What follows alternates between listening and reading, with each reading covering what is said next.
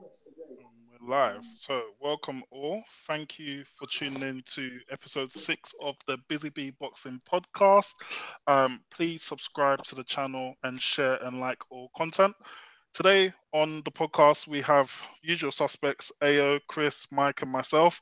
Our colleague Idris soon to be joining, hopefully, but obviously there's been a bad result for Arsenal in the cup. So, yeah, he's probably somewhere in a dark room about to slit his wrist. But without further ado, let's kick things off.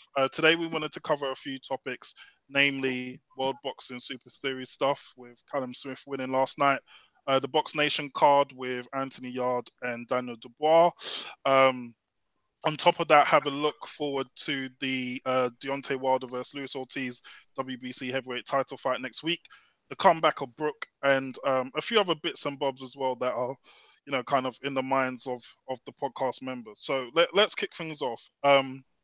Last night we had the World Boxing Super Series semi-final. Sorry, Callum Smith defeated a what do we call him? A kickboxer who stepped in for Jurgen Bremer because obviously he was injured, and obviously is now through to the final. Now, to quickly round up the fight, because I wasn't that impressed, and I don't know if the other pod members really want to talk about it. Callum Smith looked okay, but a lot of the kind of viewers, the general consensus was that he didn't look that good. And if he stepped in the ring against George Groves tomorrow, he would get badly exposed. So I don't want to focus too much on the fight from yesterday, but more about the thoughts of what everyone thinks about Callum Smith versus George Groves in the final. So with that being said, AO, you want to cover off what you think about the fight?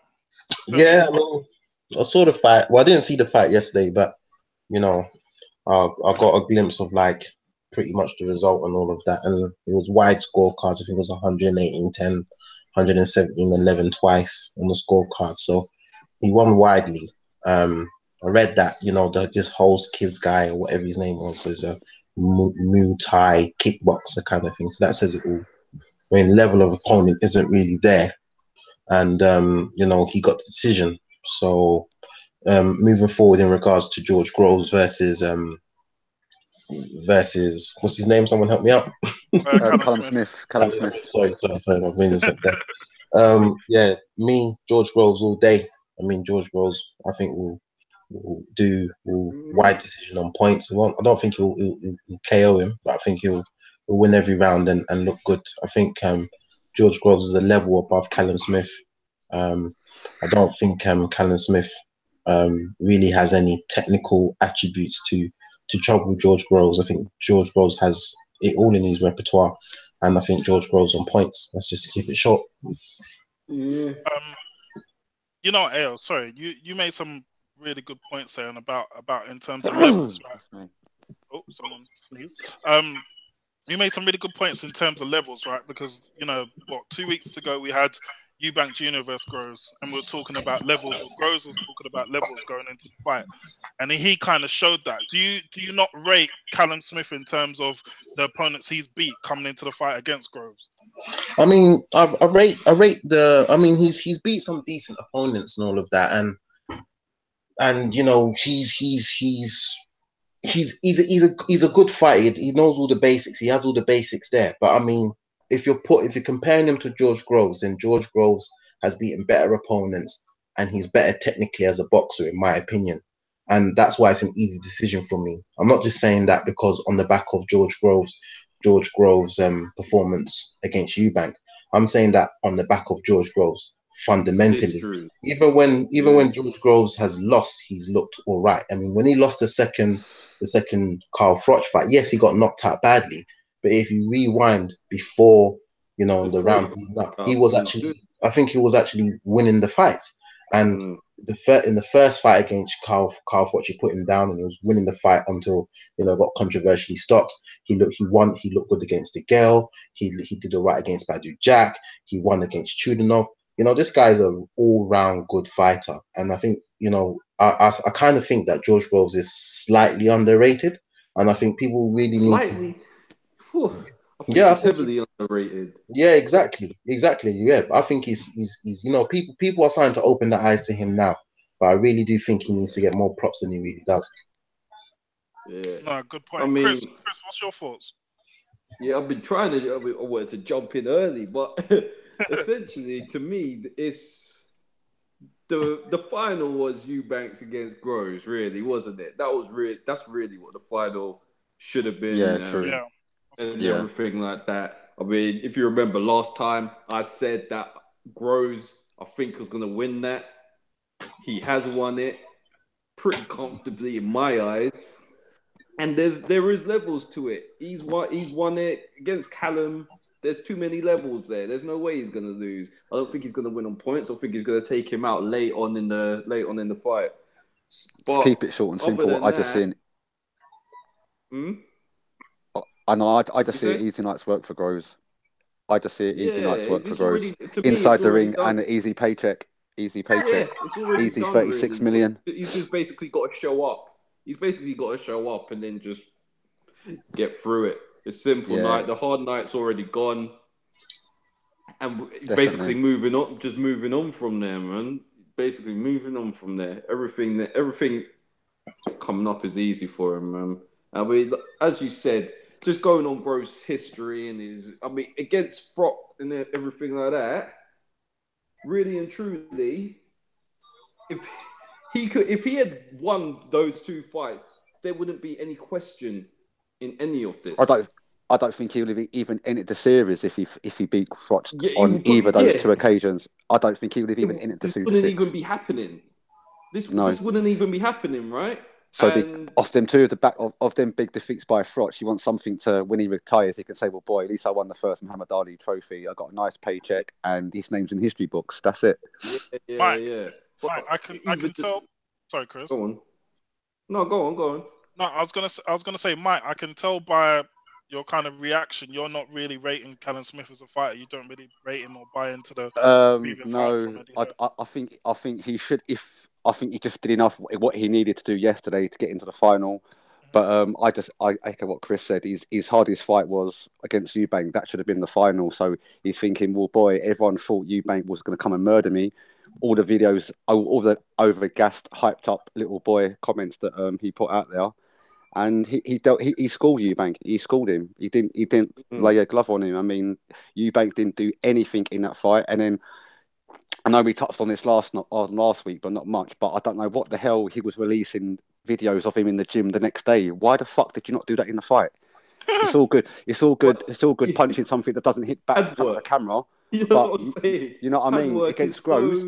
Against Groves, you were just like a little boy lost, or like a rabbit in the headlights. You didn't know what to do, anything. You just looked like a novice. You didn't look like you was and then you're looking to step into a world level. I mean, I echo last week what Duke McKenzie said. The difference between the IBO fighters and WBA fighters, there's a big, massive difference. I mean, the IBO belt is rubbish. It shouldn't even be an organisation. The belt's just a thing you just put around your waist, as far as I'm concerned, in that division. You're not a recognised champion if you've got the IBO belt, because the level of opponents in that. I mean, the guy he beat, he was over the hill. I mean, everyone said, yeah, he knocked him out in 3 rounds, but look who he beat, though. I'm sure Jules Groves would have probably dealt with him anyway. So, can I just pick in? Can I actually tell you something? You know, George Groves relinquished the IBO belt today. Yeah, I saw that. I think he relinquished it straight away. He said they were going to pay the sanctioning fees. That's it. That says it all, because that's just a belt, just to make himself. I mean, Eubank was going on with that belt like it's the best thing since sliced bread. Like, yeah, I'm the IBO champ. Yeah, but the IBO should be stand for what is inappropriate, bad something, because you just didn't. You know what I mean? That belt might have been made out of paper, because it carries no weight in that division. It doesn't carry no weight in any division. Do you know what, Mike? On that point, and I think that's a great point, and obviously you made a nice intro into our next topic about the kind of Eubank Groves aftermath. But I was gonna say I saw that comment or that press release about George Groves relinquishing the belt. Apparently the IBO were asking for an amount of money, and Groves just wasn't really that interested. Damn, the IBO were trying to put money behind that thing? Yeah, they wanted him to pay the sanctioning fees, and he just couldn't be asked. Just one more point. He should do what Riddick Bowe done to Lennox Lewis back in the day. Just put it in a trash can and say, look, mate, there it is, mate. There's where the belt's at. Go and collect it. Just throw it in the bin. The point I wanted to make on the belt situation, I think the IBO belt only means something if you're like a unified or undisputed champion in the division. Like, so when Klitschko was undisputed heavyweight champion, he had every belt apart from the WBC. So he had the IBF, WBA, WBO, and IBO. If you're the IBO champion as a standalone, to me it means nothing. Yeah. You're not a legit No. world champion. If you've got You might the just be a collection, Klingon like the belt does. yeah, exactly. If you've got the collection plus the IBO, It looks then good. I guess it means something. Yeah, like I think Golovkin holds the IBO in the middleweight. You might have to check that part. No, he does. He's got the real belts. Like when you haven't got the real belts and you're calling yourself world champion as Eubank Jr. was, it's just like pie in the sky, isn't it? But sorry. Just one comment. I wonder if they asked Mayweather to publish that belt. Do you think Mayweather would ask them to pay him instead of the other way around? No, that belt, no one wants to see that. I don't think Mayweather would even put his name to that kind of monstrosity. But there you go. So yeah, on that point, and Ayo, probably this one's over to you to kick things off. So Eubank Jr. obviously lost. Was it last week? Last week now, right? Yeah, last week. And yeah, on Monday we all saw the Instagram videos back in the gym. You know, kind of a shiny black eye hitting the pads with his mate. You know, that security guard. Dave. What's your thoughts on Eubank Jr.? Because I think, you know, he's had a lot of negative reaction. Some blame his dad, some blame him. Everyone's taken a pot. And actually fair that everyone's taken a pot. I mean, what's your thoughts on that? We're getting a bit of an interruption. Idris, it's you. Do you want to? Idris is trying to lock in. He's just trying to take over. Yeah, I know. He's trying to shut down the show. We're going to Arsenal chat, man. All right, so I said some strong comments that was in line with what Nazim Hamid said on the podcast last week. And I said, I don't want to see him in the ring. And I stand by those comments. And I know Idris disagreed with me and said that's a bit harsh and everything. But the reason why I would say that he has to stop boxing is because he hasn't got the basic fundamentals of boxing in his repertoire at all. He hasn't got no jab. He can't close the distance. And he's wild. Do you understand? He is a terrible boxer. And there's no two ways about it. He hasn't come through the ABAs or like the amateur rank. He went over to America, did a bit of this, did a bit of that, and now he's just pumped himself off his dad's name. Let me tell you something about George Groves. George Groves went through the ABAs side by side with James DeGale. When James DeGale got selected for the Olympics, that must have been a very big blow for George Groves, but George Groves picked himself back up. When he lost to Carl Froch, lost to Carl Froch again, lost to Badu Jack. Do you know how many times George Groves has been through the mill and he's come back and now he's a world champion? Now look at what he's doing. All Eubank has done is just gone off his dad's name. He hasn't had no amateur career, and you think that you can train yourself. How dare you? How dare you? That's an insult to boxing. Arrogant. That's an insult to boxing. That's an insult to boxing. Your dad say he's better than Floyd Mayweather. You're wrapping your own gloves. You're living in dream world. Before the whole thing, you're very, very arrogant and deluded man, and you should never. And I don't want to see that guy in the ring because he cannot actually box. I actually believe after watching the fight again, you see that knockdown he was talking about, Jay. I think he got knocked down once. It wasn't even let me tell you, one of the knockdowns, he swung so wildly, he missed it, and his momentum took him down. I don't think it was actually a knockdown, but because of that. Did you see the first one though, AO? I saw the first one, but I'm talking in particular about this one, and this just highlights what I'm saying. All that swinging wildly, no method in what you're doing. You missed it so badly, and your momentum took you down, and then it almost got scored as a knockdown. You're cut. You lunged in the third round, and you got cut. There was no method in what he's doing. No jabs, no body shots, no footwork, no angle, no lateral movement. This guy cannot box. I'm telling you now, he cannot box. And you know what, Idris? 1 minute. Well, I just want to say this because I have to get you two, Michael and Idris.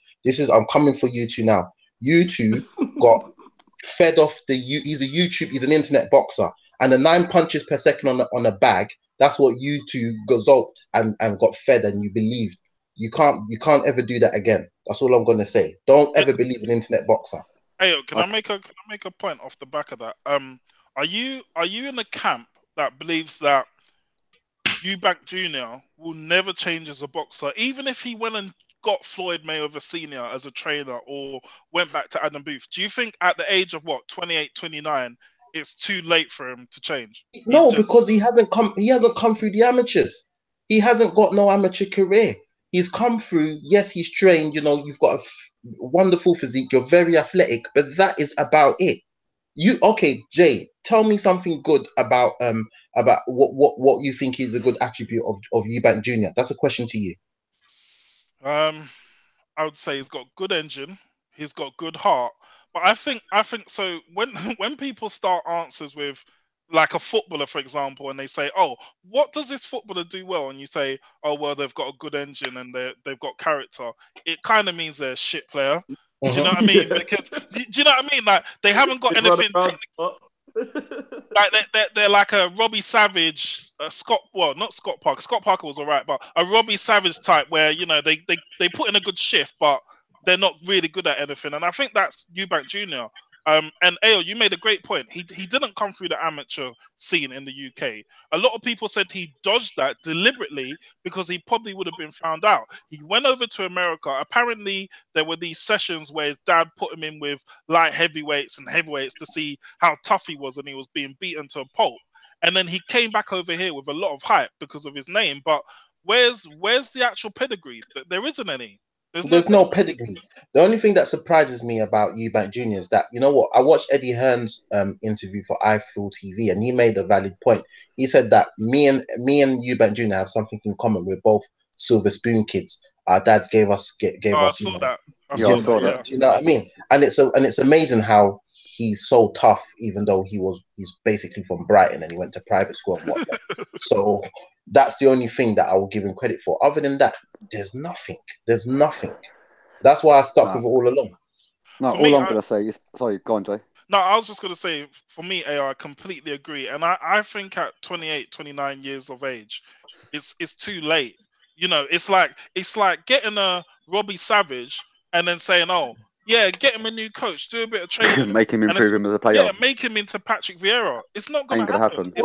Rio Ferdinand's trying to be a boxer now. What's the difference? Yeah. Well, all I'm going to say is, I take your point on board. All that hype about Eubank, I thought he was going to do a number one growth. That's why I backed my man to the hill. But I'm going to hold my hands up and say, listen, mate, I definitely backed the wrong horse. 100%. And Jay, honestly, you made a big mistake. Well, not a big mistake. You should have took the bet, but I understand your reasons why you didn't.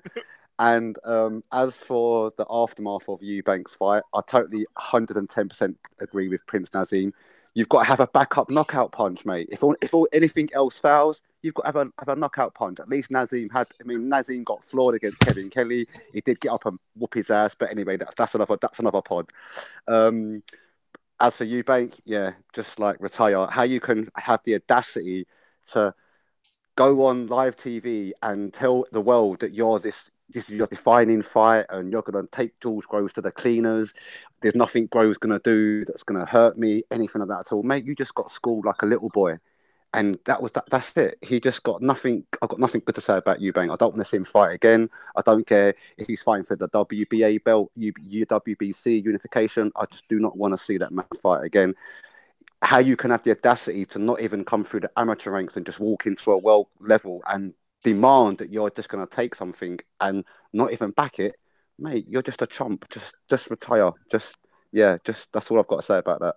It was a bit puzzling, really, with Eubank, because post-fight, I don't know if you guys caught the post-fight press conference. I thought it was quite refreshing that his dad was honest.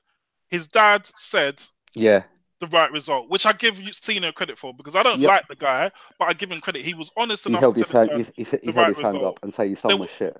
Exactly. There was another clown. There was another clown in the dressing room that when Eubank Jr. asked him, "Oh, how did you see the fight?" The guy's like, "Oh, it was a close fight. It was a close fight." And I'm just thinking, you clown. I know you're his friend. I know he's going to buy your dinner tonight. But somewhere down the line, you've got to be a bit honest with him. And I think that Eubank Jr.'s got so many yes men around him that if he doesn't ditch them and go back to basics, The guy's got no chance. And no, but Jay, sorry. Go on, Mike. Sorry, go on. No. I was just going to say, I just don't understand how you've gone and told the world that this is your defining fight. You're in a world fight eliminator with the millions of people watching you around the world, up-and-coming youngsters, up-and-coming aspiring fighters. And yet, when you needed someone in your corner telling you what you need to do, there was no one there. I mean, I see his dad in the ring for the first round, and then after that, all I saw was the man's shoes. I didn't even see any and his cutmen working on his eye. And I'm sorry, but cutmen don't talk. His dad was his cutman. His dad was his cutman. Where was his trainer saying, listen, work on the inside, work on the back foot, do this, do that. Where was that? There was nothing. And yet, this was meant to be one of his fights that's going to launch him from his dad's shadows. And it was just like, nah, son, you're going to be my little bitch for the rest of your life. You know what I mean? I'm not ready to let you go yet. You got to do what I tell you. But there was not even that. Mike, can I make a point? So that great point once again. So Eubanks Senior, round one he was in there. When it started to go pear-shaped, he was nowhere to be seen. But the funny thing was, the irony was, right, there was no direction in the corner, no instructions. You know who was actually doing the cuts? A guy called Chris Sanagal. Chris Sanagal is Lee Selby's trainer. Now, I don't know if you guys are big fans of Lee Selby, but Lee Selby is the IBF featherweight champion. He's a very good boxer. He's a very good boxer, and he's fighting Josh Warrington in a couple of months' time for his title. He's a good boxer. Now, for me, you've got a guy in there who's a world champion trainer, yet he's only doing the cuts. Yet there's no instruction in the corner. And if you watch the post-fight documentary as well, at one point, Chris Eubanks Sr. turns around to Chris Sanagal and says, "Oh, you're not doing the cuts properly. You're not doing a good job." It was just like they were all over the place, man. But they should have roped in Bellend or Hayfaker to be his trainer. That'll be quite interesting. I think that Chris Eubank is broke. I honestly think that he's trying to cut so many corners. Like he doesn't pay for a trainer. He didn't pay to go through the amateurs. He hasn't got. Hello. Idris, you're there, mate. You're live. Okay. Yeah, because I've been talking for ages and no one can hear me. So okay, carry on. No, sorry. Ayo. Yeah. I was just saying that I think he's broke. That he's trying to cut so many corners. That's why he hasn't got a trainer. That's why he isn't paying a proper team around him. If he had the money to do that, I think he would do it. But it might be because he's broke.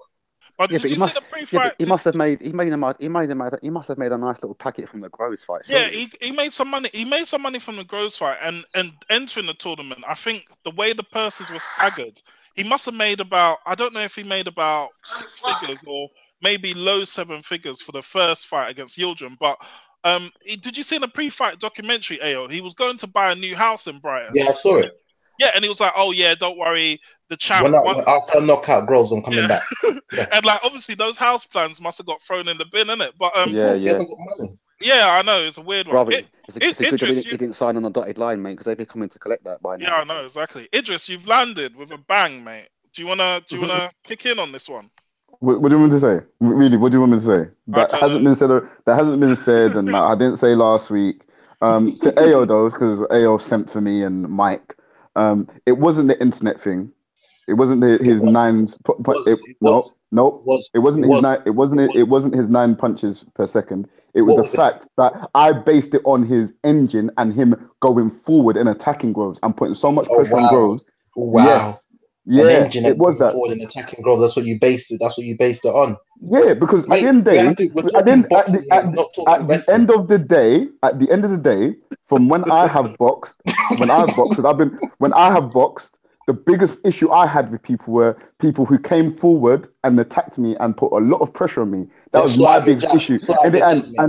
And even though I had a good jab, even though I was quick because I'm fit and I'm an athlete, Chris will attest to this. Yeah. It's a matter of someone just non-stop for, like when I was doing 6 to 8 rounds, people be just non-stop for 6, and I'm thinking, fucking hell, like I'm not even getting a try. Even though I'm throwing out my jab, man's just keep going, keep coming. And because we're using such heavy gloves and because we're using head guards, these people aren't coming off because they're not feeling the full weight of the punches. Do you understand? So what I am saying is, in a boxing match, in a fight, when man is coming forward, especially when they've got no head guards, they're using, was it 10-ounce gloves they were using? 10-ounce gloves, and they're going to feel the full weight of it. I thought not just the volume of punches, but his pure pressure would get to Groves, especially when we talked a lot. When we talked about Groves' engine and Groves having rounds off, and probably after about 4 rounds goes. That's when I said, okay, Eubank would take over, because I actually thought Groves would probably win the first 3-4 rounds. Let me tell you something straight up and down. No, because these are the things that were said. No, these are the things that were said, and these are the things that I said. It's not that I'm just making this up now. This is what I said. These are actual things that I have said. Yeah. Obviously, I was wrong. And I've slated Eubank for it. Clearly wrong. Wait, why are you getting so upset for? We're having a debate, and you're trying to get at me because I was wrong about something. No. I'm telling you. No. Don't, because I'm a big man. Don't talk to me like that. What I'm saying is, I said something, I was wrong about it. Don't get at me like that. Just be like, okay, you were wrong. That's it. We move on. He asked me a question. You've had your say. You sent for me. Jason, can we change subject, please? Because this guy's getting my nerves. Let's change the subject. Because it's unnecessary heated. I was wrong. Shut up, man. Move on. Can I ask a question on a live? And tell Ayo not to interrupt. Can I ask a question? Tell him to stay in his place. On a lighter note, so we can all agree, and as you've admitted, you were wrong, and Eubank Jr. done the wrong thing. It's shit. He's fucking shit. Hey, no, Jason. Can I just say something? Jason, let me just say something. No. I want to say something really quick. No, Idris, you can't just come in the group. You can't just come in the group. I just want to say something. My own judgment on picking Groves was there is no evidence whatsoever of Eubank Jr. being able to beat Groves. I saw absolutely no evidence. And when I'm going on evidence, I'm not talking about coming forward and being aggressive and a good engine. I'm basing it on the fundamentals of boxing. Good jabs, good movements, angles, lateral movements, power. Eubank has none of those. So let's be honest here. If you're basing it on technical analysis, then you had nothing to back you up, because you can't tell me anything that Eubank has got that is supporting your argument. That's all I'm saying. Which is why I'm saying to all you guys that picked Eubank, it's the Instagram post. That's what it was. End of. Jason, what are you saying? Yeah. Idris, can I ask a question? Yeah. Where does Eubank Jr. go from here? Like, looking at it, you know that obviously he didn't perform against Groves. He has been exposed as a limited fighter at the top level.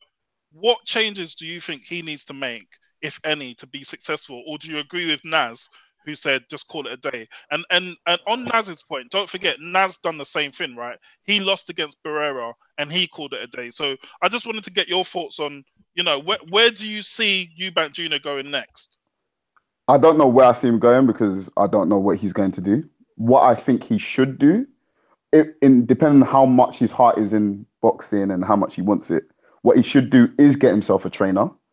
He has to rebuild his brand, rebuild his career, start from low British level again, if that's what he has to do. But one thing a new trainer would do is obviously relearning his old craft, trying to get out of his old habits and try to relearn new skills. Which I think it would be very, very difficult for him. I think it'll be very. I'm just saying what I think he should do. This is what I think he should. I can't see him doing that. I think he should get a new trainer, try to relearn the skills. I think he has to.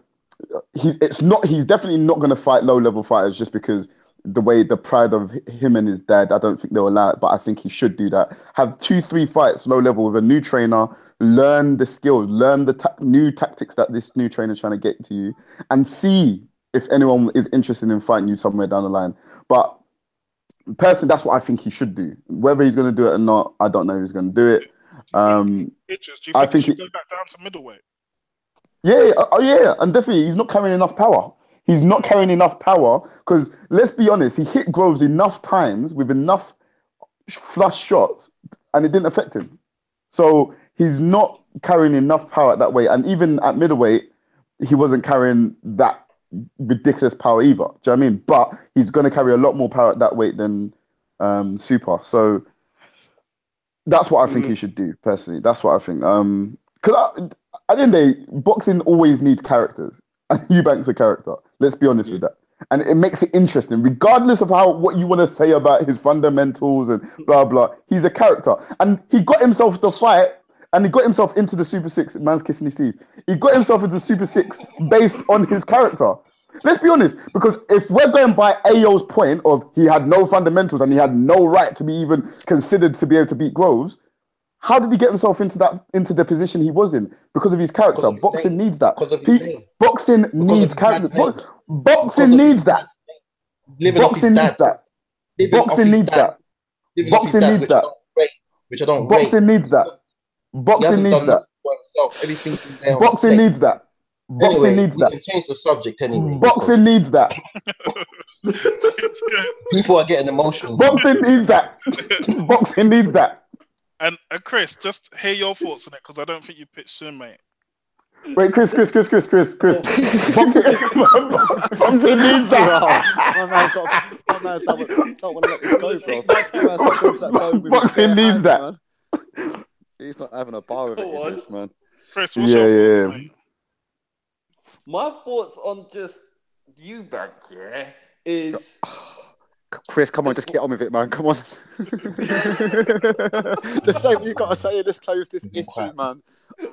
Let me get on. Basically, Eubank, I agree with Ayo. He's basically a YouTube guy, man. All of that stuff is for YouTube. Like, when it comes down to a real fight against a real person, that shit don't work. You see, it doesn't work. He's got the Eubank name. He can put that all in glamour and everything, and then he can run with that.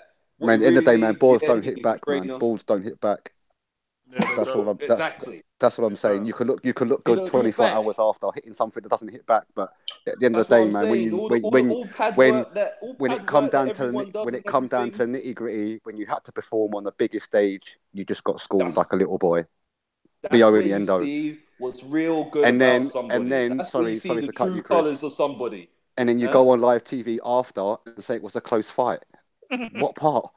What part? You was about as close to Groves as about as your cornerman was as close to you in that whole night, 11 rounds.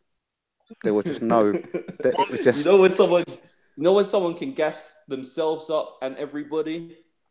There you go. That's a clear example. If he got paid for his talking, bro, he wouldn't even need that Super 6 money. But you know what I'm saying? Exactly. Essentially, he's talked his way to this point. Yeah, we're even talking about him. There's people. Boxing needs that. The walk. Yeah. There's people that can talk the talk and they can walk the walk, and then you've got people that can just talk the talk and you just don't perform. And Eubank just didn't perform. I agree with Idris on the fact that boxing needs characters. It does need characters. However, with anything, you have characters. But that character has to back up what he says. Otherwise, there's a disconnect, and you just get this. We have now seen Eubank is a fraud and he's shit and all that. But at the end of the day, he's got himself into this position. He's got himself paid. We can talk about. We don't really know his actual financial situation and if he probably really does believe he can't be trained, and he's an idiot for that. But us saying his finances, this, that, and the other, we don't know really and truly. But he's got himself into a position. He can't be trained. No, he's an idiot, and we all know that. But what I'm saying is, he's got himself into this position. He's got himself paid. The thing is, Eubank's not going to allow, whether he's dad or even junior, they're not going to allow for someone to come in and start training, lifting up their blueprint. But they have to, because at the end of the day, their blueprint has not been a successful one. And if you call the IBO belt a success, then they don't deserve to be in boxing. They might have just become the Chuckle Brothers and go and get some TV chat show. One question, and if you could give me a one-word answer to wrap it up and move on to the next subject. Eubank. Yeah, I'm just going to put this question out there, and I just want yes or no. Will Eubank Jr. ever be a legitimate world champion? No, hell no. Is that a resounding no? Ayo, are you saying no? No. Idris? Boxing needs that. No. If he gets a what would Eddie Hearn could describe as a world-class trainer, then maybe. But in the foreseeable future, as things stand now, I say no. If he gets a world-class trainer, maybe, but I'm still not going to watch his fights. All right, cool. Let's move on then. So on to some more action from last night. We had the Box Nation card headlined by Frank Warren's two big prospects, Anthony Yarde and Daniel Dubois. Now, on our pods, we've talked a bit about these guys. Different views, I must say. But yeah, I don't know who caught the fight, so I'm going to leave this one a bit open. But even if you didn't catch a fight, I just wanted to get everyone's thoughts on how you think these two prospects are progressing, whether they've been brought on correctly, and if you believe they're going to be world champions. So, Ayo, I know you caught the Dubois fight. So yeah, just your thoughts on that, how you think he's progressing, and whether you think he's on the right track.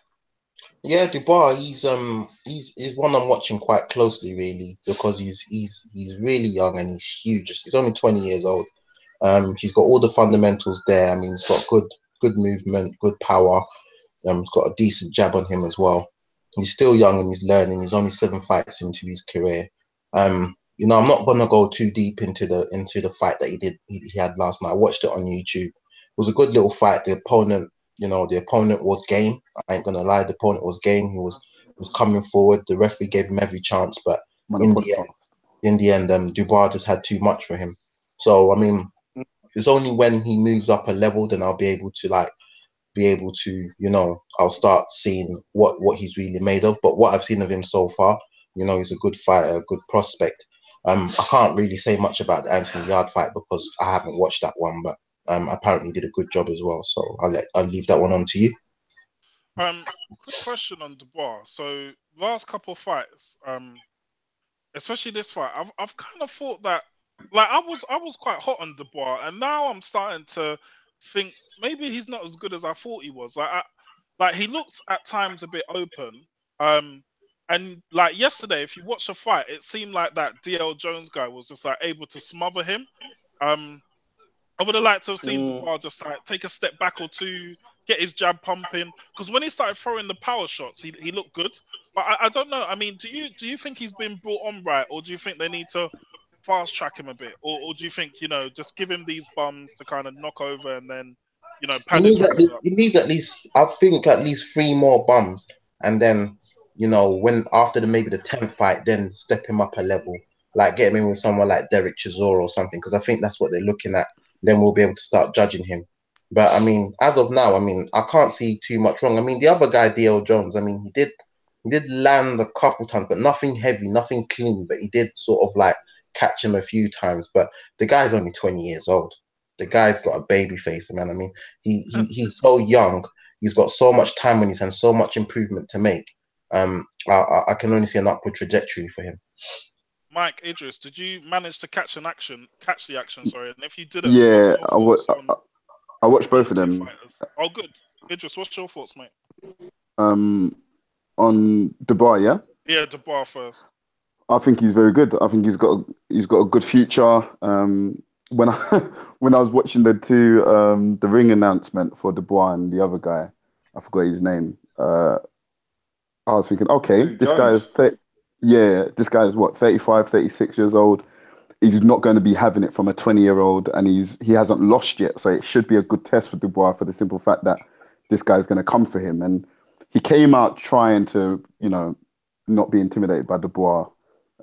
He talked a bit before the fight saying, this is what the commentators are about, it'd be a great thing for him if he could beat Dubois, be in Dream World. So I thought, from a mental standpoint, this would be a good test for Dubois. This is someone who's not going to stand in front of him and just be there to be hit. And it didn't go that way. The guy just covered up, tried to smother as soon as he could. Dubois I thought he fought a good fight. Obviously, some of his work could still be a bit cleaner. Judge this distance a bit better. But again, he done what he had to do. Anytime he landed with good power punches, you could see he hurt him. And unlike Eubanks Jr., he's got good fundamentals, and I enjoyed watching him fight yesterday. So do you agree with Ayo, Idris, that another 2-3 fights and we should be seeing him in with the likes of Chisora? Because I think if he stepped in the ring with Chisora next fight, do you think he would be slightly too green? Because Chisora's quite crafty, isn't it? I think Dubois got the power, but do you think Chisora would be like? crafty? I watched Dubois' just the fight the other day, last fight against Jones, and I do agree that he has got good boxing fundamentals. However, to put him in against Chisora in how many fights did you say? Like 3 fights time? Yeah. I don't think you guys are rating Chisora enough here. Because Chisora is all right, you know. Chisora is all right. He's been around the block. Yeah. Chisora's best fight was against Dillian White last year. That's the only good thing about Chisora, and he's brawling. Well, and throwing tables. That's about it. Yeah, it was a good fight, good entertainment, but that's as far as it goes, in my opinion, on Chisora. So, Mike, if Dubois stepped in the ring with Chisora next fight, who would you back? Oh, I don't know. I'd probably go with Chisora because obviously he's got a bit more experience. It'd be an explosive fight, but I'll back Chisora. Idris, just to come back to you, do you think Dubois showing AJ levels of potential? Not to say AJ is the greatest thing since sliced bread, but do you think Dubois showing that level of potential? Or you're not getting excited as you did with, obviously AJ early career? With AJ, he had that star factor. He did. He came out and guys would just get blown away. He was just getting blown away. And I can imagine if AJ was in the same stage of his career and fought like Jones did, fought Jones last night, he would have got him out there 2-3 rounds, bang, done. It wouldn't have even been. Do you know what I mean? But again, everyone develops at different rates, and I think Dubois has the potential to get close to a AJ level. But let's not get too excited. I mean, he's 7 fights in, and let's get to 10. Yeah, let's get to about around 15 and see where he's at. Well, if he's still undefeated, he hasn't even got his man body yet, has he? Yeah, I mean, if he gets to 15 fights, he's got plenty of room to grow, without a doubt. Plenty of room to grow. That's a scary thought because he's huge. Yeah, that's what I'm saying. Let's get to 15 fights and see where he's at, and then we can start talking about. Let's see if he's got the same prowess and desire and as AJ did at that stage of his career. Like I said, AJ was knocking out people for fun, and you could see the potential was there. There's only going to be this boy. If he's got the right team behind him, there's only going to be one outcome on his path, and he's reaping the rewards for it now and some. So give him a few more fights, and he's definitely got potential. And Idris, what did you make of the Anthony Yarde fight? He's got the remote. Oh no, I'm on a podcast. Idris. Yeah. What did you make of the Anthony Yarde fight? Yeah, do you know what? I like Anthony Yarde. I like him. I think it's his style. I like Anthony Yarde, his bravado, maybe his character. I like him, and I thought, boxing needs that. But yeah, no, honestly, I liked his fight. I thought he got a good few rounds in. Whenever it became more of a tactical fight, when what's his name? What's this guy's name? Avalon. Was it Avalon? Avalon, yeah, I know it had a V in it. Whenever he tried to show he wasn't scared of Anthony's power, and he'd come forward, and Anthony would get himself into the ropes and box off the ropes. He would jab well, and I think when he hit him, was it the second time he hit him with the body shot that dropped him, or was it the first time he hit him with the body shot? He was actually on the ropes, and I think he jabbed him first, and then he went straight to the body, and it took Avalon. Yeah. So I was thinking, I thought that was really good, and me watching it, I didn't see it coming, so I can only imagine what Avalon was feeling when it happened, and. I like Anthony Yarde. I think he got a good few rounds in. Maybe it took him a bit longer to get the guy out of there than it probably should have done. But I thought he got good rounds in, man. He boxed well, covered up. He tried to do the rope-a-dope. I see him try to do the Mayweather. Was it the Philly? The Philly defense. Yeah. Yeah. So I saw some good stuff in there, and I think Anthony Yarde's good, man. I like him. I rate him. I think he's still got some work to do, but I see him close at that weight level. I think, is it Kovalev's the champion? Yeah. Kovalev's the number one. You've got some yeah. killers in the Idris side. Some real. So you've got You've got Kovalev. You've got Bivol, Dmitry Bivol, and you've got Beterbiev. 3 Russians who they're all killers. They're all killers. Yeah.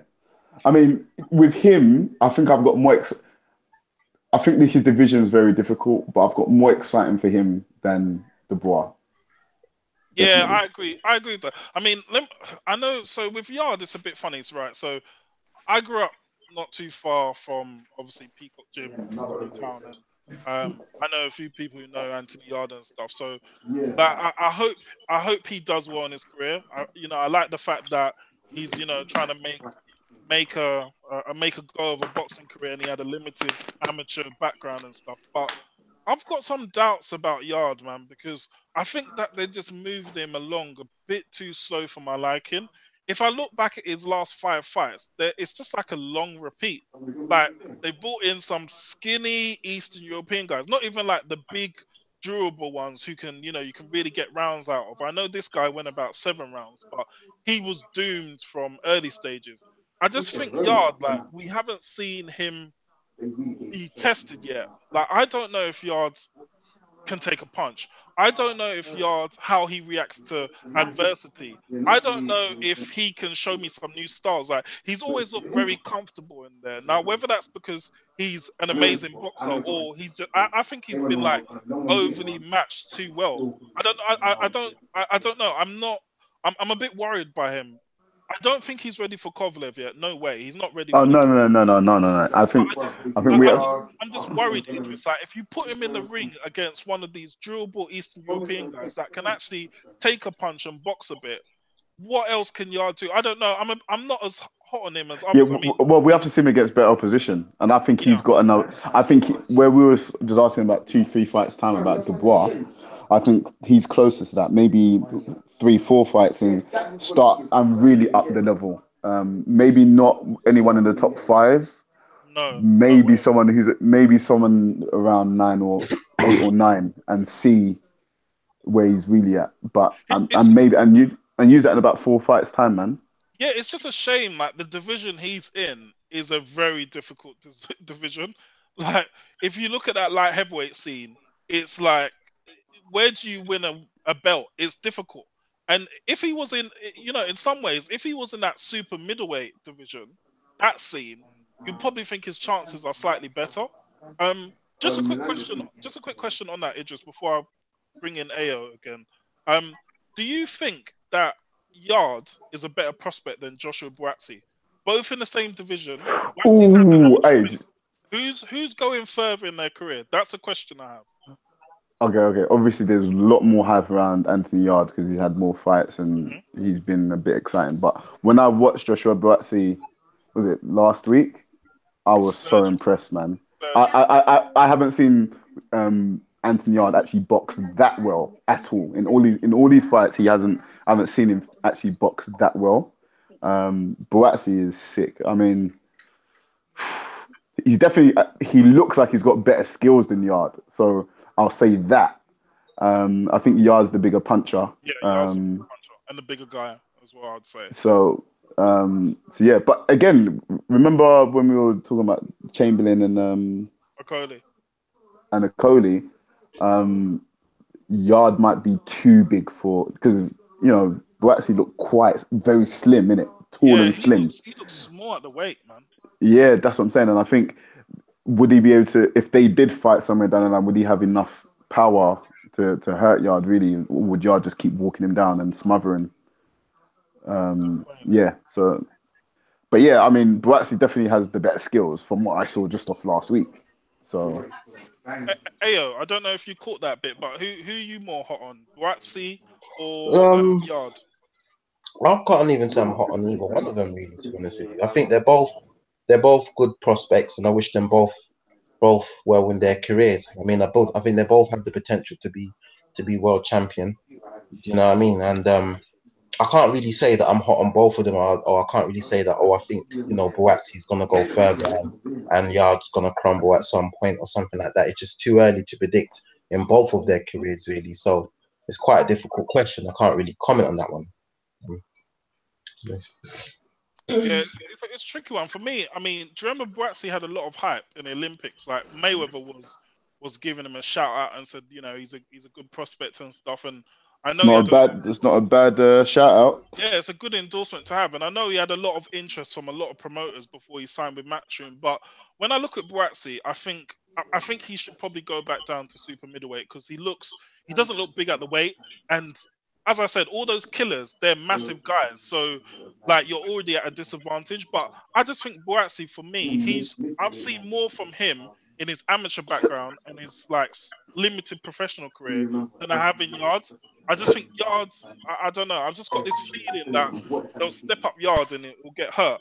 Mike, Chris, did you want to chime in on it and give an opinion? Or you good? No, I just think, like I said, I think it's a bit both early in their both careers. I think they both got potential, and I don't think you can really say who's going to go further at what stage because they're on two different paths, even though they're both still got relatively inexperienced. But yeah, I just think they've got both careers and they've definitely got both potential. So it'd be interesting two careers to follow, like once they get into later stages of like more fights under their belt, more experience and stuff. Their next fight's going to be interesting to see. So yeah, just follow their paths, I reckon, to see how they unfold. Yeah, I echo that really. I think it's two different careers to see where it goes. I couldn't tell you which one would be better or which one would go further. Just echo that. Cool. All right, let's move on then. So, on to the big one. Let's talk about heavyweights again. Yeah, the fight that it seems like we've been talking about for like 6 months. Deontay Wilder versus Lewis King Kong Ortiz. Obviously, the first fight was cancelled because Lewis Ortiz failed another drug test. Obviously, we had the highly regarded. Here yet, though. Don't jinx it. No, I'm not going to jinx it. We've still got a week left, so touch wood. Yeah. Obviously, a late replacement for Lewis Ortiz, a highly regarded Haitian, Romain Stavern, who put in a stupendous performance against Deontay Wilder. Are we talking about the first one, or are we talking about the first fight or the rematch? We're talking about the second one here. The second one. The second one. He was outstanding. Yeah, he was fight of the year. Fight of the year without a doubt. He showed so much to his game. It was fantastic. And now the fight has been made again. Obviously, Lewis Ortiz is supposedly clean now. I've seen some tweets going around that he's been tested around 7 times in the last 5 weeks by only 7. Only 7. Well, he's been tested by Bro, do you know what? Do you know what? Can I say something quickly about this? About Lewis Ortiz specifically, that Tony Bellew was saying, and I completely, 1,000,000% agreed. I think we might have touched on this before, and he shouldn't get to fight. No, he should not be in a position where he should fight. And the reason why people have always said to me when athletes get caught on drugs, why are they allowed to run, blah blah. I'm like, look, if the rule states this is their ban, and they've served their ban and they're free to run, let them run. But with Ortiz, it's a combat sport. You enhancing your performance, you can kill a man. Yeah, ain't even the first time, though, is it? Exactly. Directly be responsible to kill a man. If you're running and you beat a man because you took drugs and you ran fast him and you get caught eventually, blah blah, and you're banned, you're not harming him. You're not harming him physically. Maybe his livelihood, his money, you're affecting the man, but you're not physically. You can take a man's life away. This man should not be allowed in the ring. And we have seen Rocky 4, man. Yeah, and I hope to God that Deontay Wilder is boxing wise enough because I think obviously we all know Ortiz is a better boxer than Wilder. I hope he's good enough on the night in terms of his skill, and he lands that haymaker in and takes that man out. I hope he takes him out. I think Ortiz is going to win, and I could see Ortiz knocking Wilder out. Do you know what? For the sake of Idris, completely agree. For the sake of, I don't know, the boxing, man. For the sake of boxing. Morals, yeah. We would like to see Wilder in, right? Because there's a lot of things going on. Obviously, we're trying to build towards an AJ super fight. We don't want a drugs cheat who's failed, I believe, 3 drugs tests, to win the belt. But I've always, and Ayo, I think you were the same, correct me if I'm wrong, I've always picked Ortiz for this one. And I've got this sneaky feeling that Ortiz is going to win this. I've just got this feeling. I can see Ortiz knocking Wilder out inside 6 rounds. That's a bold pick. Ayo, was it you? Ayo, remind me, was it you who picked Ortiz the first time around? I did. I picked Ortiz the first time. I don't. To be honest with you, I don't really want Ortiz to win because you get that kind of feeling, and I know this will ring bells with Idris and Chris because I know you guys are athletes. But remember when Justin Gatlin and Usain Bolt were going head to head in the World Championships, and no one wanted, and Gatlin was was favourite to win. He had the PB, he had the fastest time that year, and no one wanted to win. And Usain Bolt came back and done it. That's the kind of feeling I get now because no one likes drug cheats and no one wants drug cheats to win. But I do pick Ortiz simply based on the fact that I don't really rate the people that Wilder has fought, and I'm looking at his boxing rec like right now, and besides Eric Molina, Bermain Stavern, and probably you could probably make a case for Gerald Washington. Everyone else are just bin mans and bouncers. Do you know what I mean? So he hasn't fought at a higher level. And let's not forget, Ortiz is a crafty southpaw, Cuban southpaw. He's been around the block. He's undefeated, and he's got experience, and he's got power. He's got skills. He's got technical. He's got the technical attributes. He's the better boxer. And whenever you put a boxer against a fighter, me personally, I'm always gonna lean towards the boxer.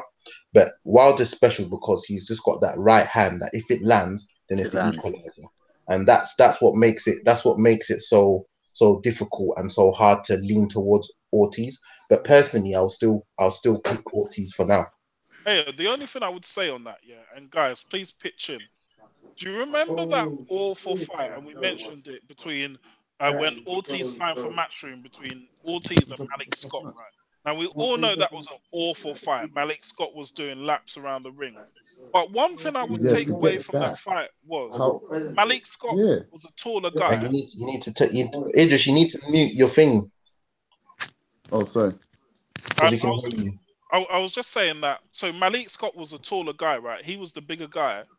And he made it difficult for Ortiz to get in. Like, he was like throwing little pouring jabs and then tying him up and stuff. Now, we all remember Wilder's probably best performance, which was against Deverne in the first fight when he fought for the WBC title. He kept it long. He used a jab. He fought on the back foot. He only committed to the right hand when he really needed to. He was, fighting behind the jab for most of the fight. If Wilder employs a similar sort of tactic to Malik Scott, he could potentially make it easy nights work. Does anyone agree with that? No, I agree. He can do because he's got the longer reach and everything like that. But I don't know. I just don't think he will. I don't think Wilder's got that in his locker to do it over a consistency time. The first fight against Taverne, Wilder was known, but it was a bit of an unknown kind of thing. Taverne wasn't exactly the best heavyweight in the division. There's not been decent heavyweights in the division, let's face it, for the last decade. And I think he will go out and rely on his equaliser punch, and I think that will play into Ortiz's hands, and I think that them two will probably just have a toe-to-toe scrap, and Ortiz wins by a TKO or knockout. Do you think so? Okay, wow. So is most... So what, is everyone saying Ortiz? Yeah, I'm going Ortiz. I just sport just on sport in general as well. I mean, what Ayo said, anyone didn't want Gatlin to win, but I just think it's just there's going to be some controversy and he's going to win it, and it's just going to be a madness with him and AJ trying to get a unification. I don't think it's going to go the way everyone's thinking. I don't think it's going to pan out that Wilder and AJ meet this year. I think Ortiz is going to throw a spanner in that works. Well, I know Eddie Hearn would be praying for Ortiz to win, even though he says, "Oh no, I want the super fight." He would. No, he'd rather have Ortiz than Wilder, definitely. Because for me, stylistically, AJ Ortiz's style's better. Yeah, AJ is better suited. Ortiz 2 years ago would have given AJ trouble. I think AJ of today against Ortiz, I think it'll just be too much for Ortiz. Father Time will catch up with him, but I just think that I've just got this niggly, like this nasty feeling in the back of my head where I look at the fight and I think Ortiz. So you put in the WhatsApp group that we have, Mike, that video, and I saw that a couple of days ago that Ortiz is looking in pretty good shape for this fight, and he's got all the technical ability you need. You know, he's a counter puncher. He's patient. He's southpaw, which is tricky. As Ao mentioned, you know, Cuban schooled. I've just got this feeling that he's just gonna make Wilder walk onto something. And don't forget as well, Did you not see the video that I put in the Ortiz got a group good today? chin as well. Ortiz can take a punch, and he can give one. Hey, was that you? Yeah, I put a video of Ortiz in the group today. Yeah. He can take a punch. He's got a good chin, and he can punch as well. And he can take one. So I think he'd better take what Wilder's going to throw at him. The question is, can Wilder take? Can let's face it? No one's actually really tested Deontay Wilder's chin. No one's really banging flush to see if he could take a punch. And Ortiz, he can punch, so it'd be interesting to see if Ortiz lands that punch and can Wilder take it. Because I don't think. No, the thing is that Wilder's actually been wobbled against one of those gentlemen. Yeah, he was wobbled. I can't remember. I don't know if it was. It weren't. Was it I can't remember. But Molina's not really a big puncher. It was Molina. I think Molina wobbled him at a point. Was it Molina or? No, I know he dealt. He's been wobbled twice. He's been wobbled twice. Because the other guy that he knocked out badly really recently. Oh, the Spilker guy. Yeah, he wobbled him. He wobbled him quite. Money at any time. Yeah. No, I agree. I've just got this feeling. I don't know. And I hope I'm wrong, but yeah, I've just got this feeling that Ortiz hurts him. Chris? Were you picking Ortiz? Are you going with Wilder? Yeah, I am picking Wilder over Ortiz, but reason being is just because it is that I want Wilder AJ really. Ortiz, yeah, better technical fighter, everything like that, but he's getting on in age, and you all know what happens when you get on in age, especially in a boxing ring. May catch up with him, and you've got Wilder, athletic. He's got that right. I think he's gonna land something. I think that, and then that's just gonna change the whole landscape of it. But first few rounds, Ortiz is gonna probably come out, be outboxing Wilder, but then Wilder's gonna land something that's gonna change the landscape of it. Wilder to win. I can agree with that as well. I can agree with that. I can see that happening on the flip side. I think it'll be an interesting one, but I'm certainly looking forward to it because obviously this fight has been months in the making. But yeah, I think it's an interesting one because most of the experts and pundits, so-called experts and pundits who picks Eubank Jr. to beat Groves, are also picking Wilder to beat Ortiz pretty comfortably, and they're going on the basis that Father Time would have caught up with Ortiz, and he hasn't looked that good in his last fights. But I think Ortiz hasn't looked that good because he's been unmotivated. He hasn't been fighting for anything. He signed with Matchroom. That was a terrible move. Then he's kind of like just been fighting bums, and now this is his big shot. He's been waiting for this, and I don't know. I've got this feeling, but yeah, I'm picking Ortiz. Moving on. So has anyone else picked Wilder, or is this just me? I think it's just you. Idris, you still there? You might be on mute. I've been on mute. Yeah. So, do you know what I've been talking? Yeah, you don't even hear me. We had to mute you because there was a bit of background noise. Oh yeah. So one thing that I did say to stoke the fires a bit was that I had to disagree with AO. So I'm picking Wilder.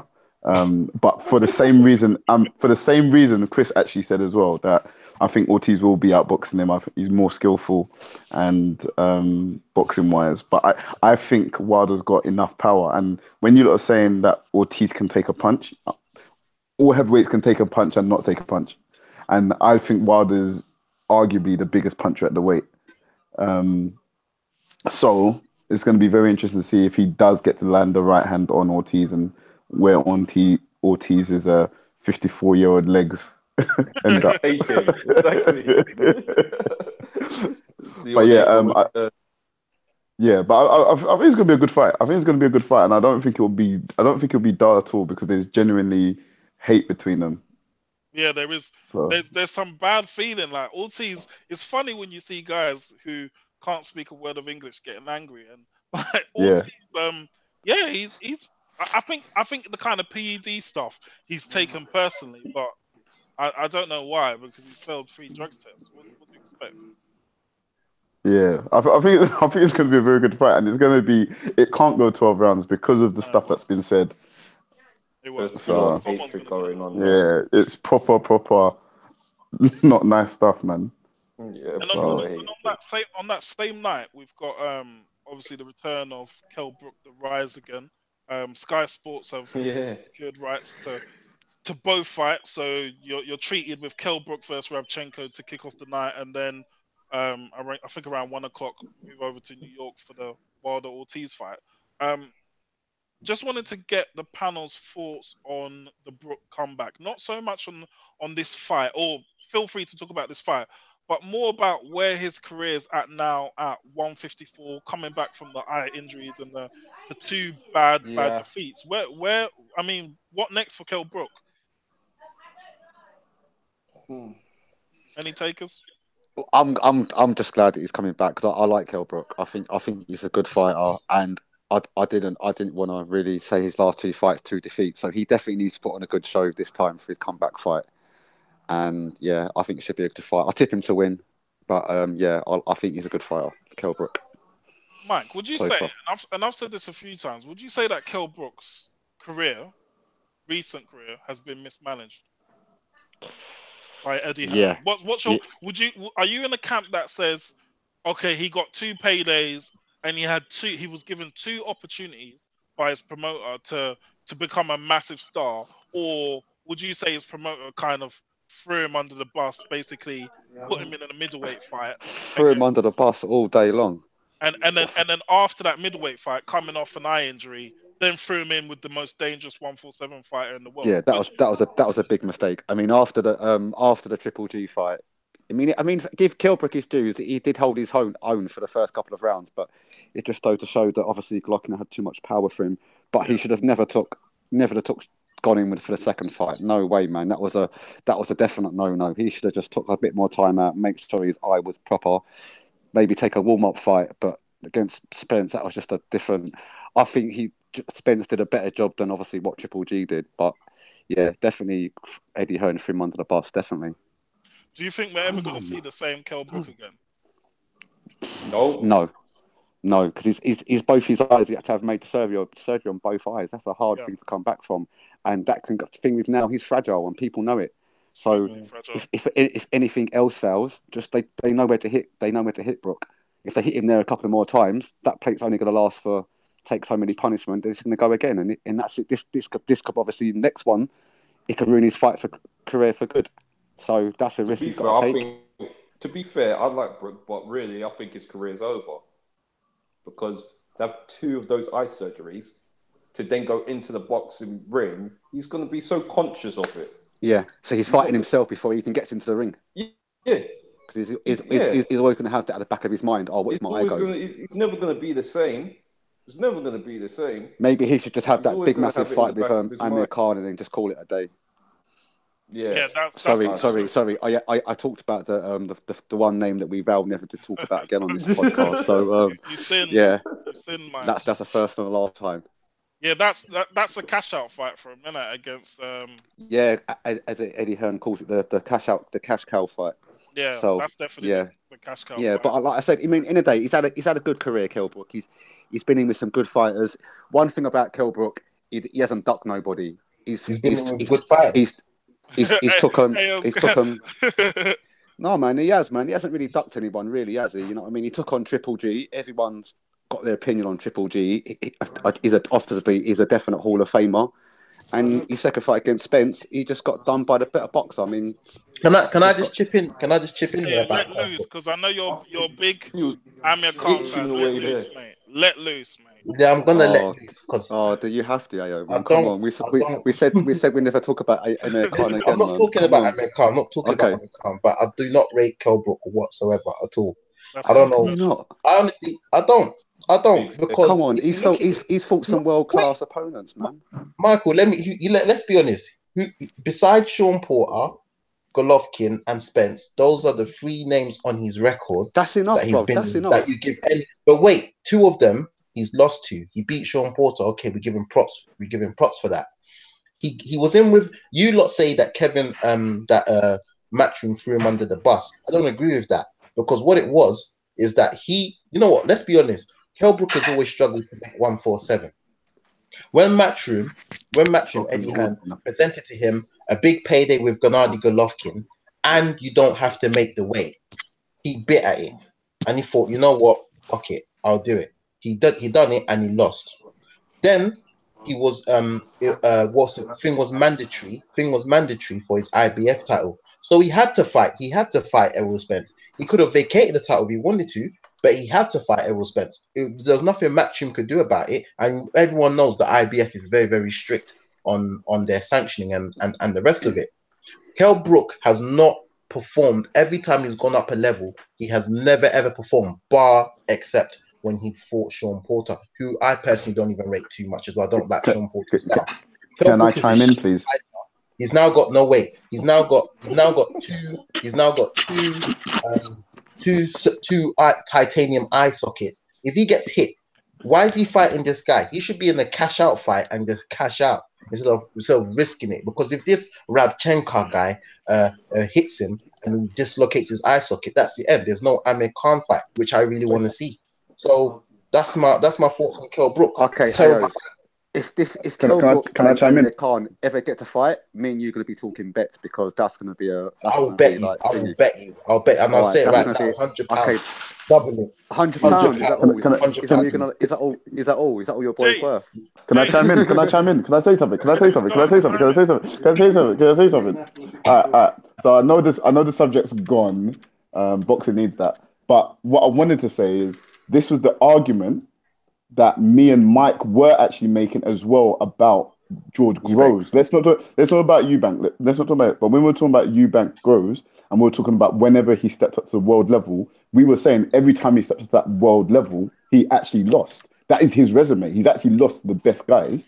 And this guy that he beat for the world title, we didn't even know who he was. So I'm just using George Groves. Who are we talking about? George Groves. I just said it, George Groves. Yeah, I'm just saying the argument you made just now. All I'm doing is pointing out the argument you made just now was the exact same argument I made, and I think Mike might have made it too, for our argument for George Groves every time he did step up to world level. Now, fair enough, Eubank clearly isn't world level, and we should have been more knowledgeable in that. But at the same time, I'm trying to use that your argument. We got gassed in the hype. Yeah, but at the end of the day, you're using the same argument. So don't use the argument of every time he steps up to world level, because the truth of the matter is, on the night, I think Kell Brook's got enough to beat Amir Khan. But I don't know. I don't know who I'll take in that fight, just because I think they're both good. But I think Amir Khan's a prick. Can I chime in? Hey, you made some good points. So, I'm when it comes to Khan and Brook, I guess I'm more on the side of Brook. But, I've got some real hatred for Amir Khan, but you made a good point on Brook's record. I think Brook, his three standout fights, as you said, he won that fight. It was a very close fight. And then on top of that, obviously, he stepped up against Golovkin and then lost quite brutally. And then Spence. I do think though that his career has been mismanaged. You must say that because how has his career been mismanaged? Okay, his career hasn't been mismanaged because if you think about it, he fought nobody until he fought Sean Porter. Yeah, Sean Porter's. I think the timing of the Sean Porter's fight was right for his career. He needed a world title fight at that point, and he got the world title fight and he won it. Fair enough. Then he decided, because I think it was his own fault, because he's always struggled to make 147.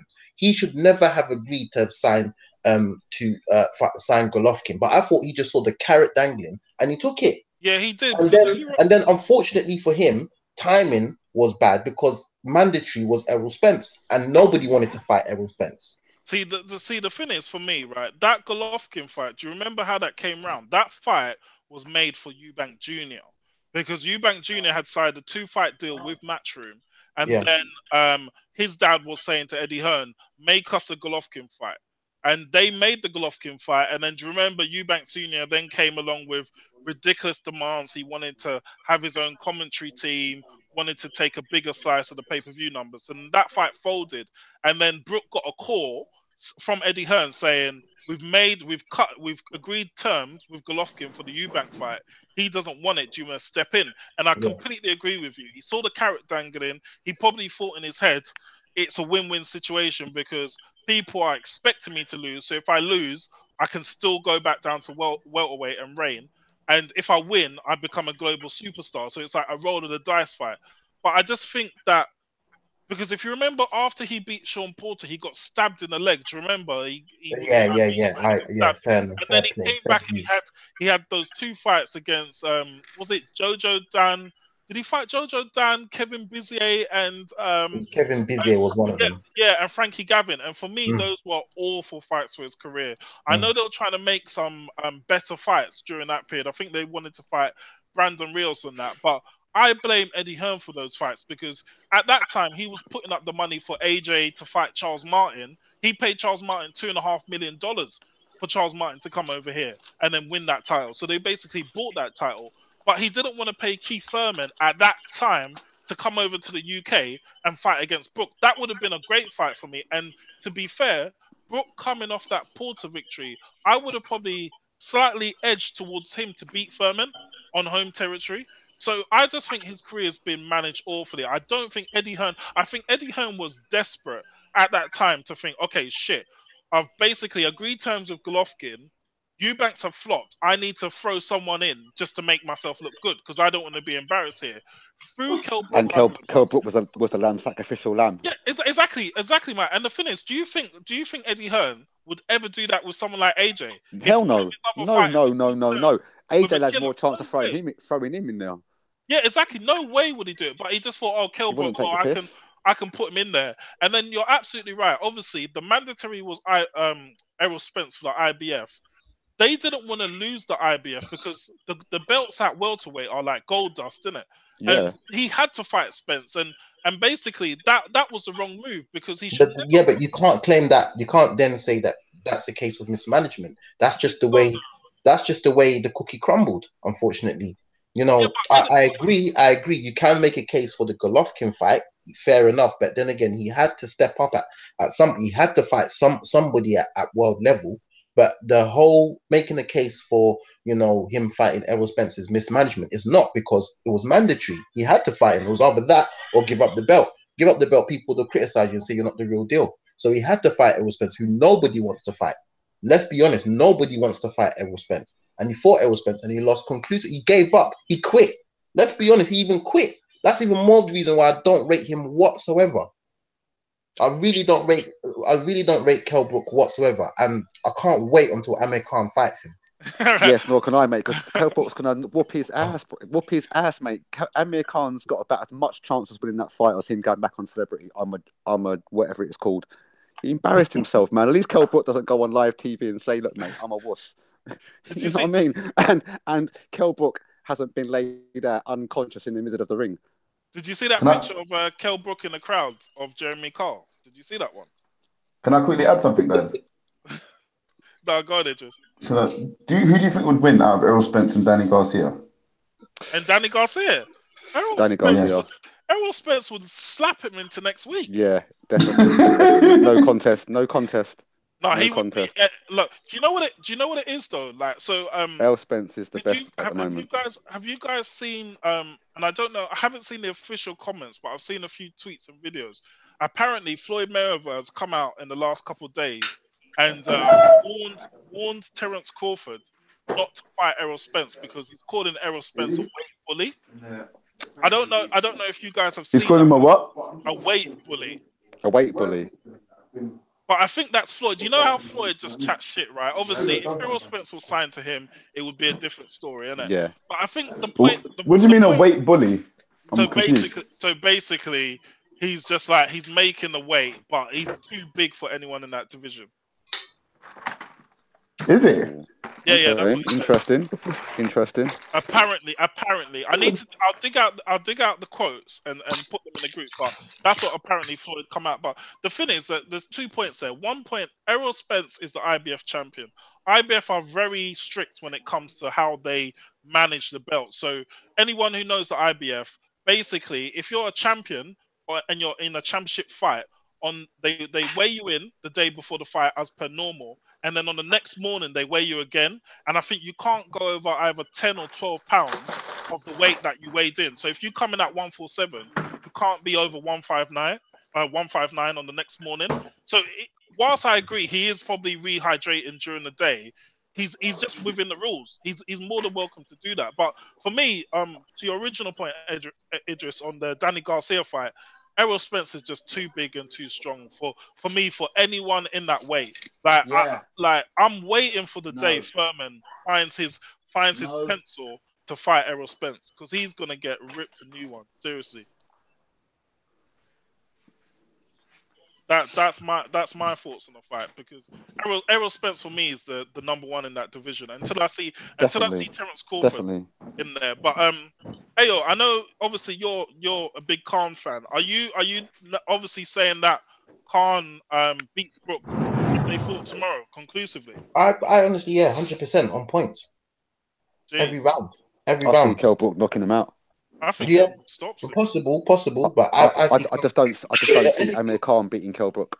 Anything is possible. I agree. I can see that. Amir Khan, I ain't gonna lie. I'm not gonna hide from the fact that Amir Khan's got a glass chin. But Amir Khan has fought much better opponents than Kell Brook. Back 100% any day of the week. Okay. Bring up the boxing. How confident are you that Amir Khan wins this fight against Brook? I am so confident, 100% confident, because I know that's why they picked Amir Khan to go to the Olympics, not Kell Brook, because they always the coaches saw that Amir Khan was always better than Kell Brook. Okay, how much are you willing to back on? How much are you willing to back? I told you straight. I'll put £100 on it. When the fight hasn't even been made, and I'll tell you straight up and down £100. I ain't gonna back out like Jason. I'll tell you straight up and down. I like straight talk. No. That's good with me. I'm straight talk. So if that fight gets made, we got a bet, yeah. That's a bet officially live, yeah. So you can't go back. No, man. You can't do Jason. Listen, anytime anyone goes back on something, we call it a Jason. No, mate. Listen, if the fight gets made, we'll talk money, yeah. No, we'll talk money. I don't know. If the fight gets made, we've already made a pre-agreement of the bet. Don't worry, man. I'm just waiting for the fight to get made. I can't wait, and the fight will get made. It will get made. We will talk when the fight gets made. We will talk definitely. That's if Kell Brook eyes hold out. Yeah, Kell Brook does have. But he has to win as well. I think he can't just be any guy. He has to win. He has to be relevant. Do you know what I mean? Yeah, they're gonna make the fight though, because Amir Khan's matchroom deal's 3 fights, isn't it? So. And the funny thing is, you lot think that Amir Khan has been running away from Kell Brook. No, Amir Khan has not been. No. He's not been running away from Kell Brook. Amir Khan has always been in the jungle, man.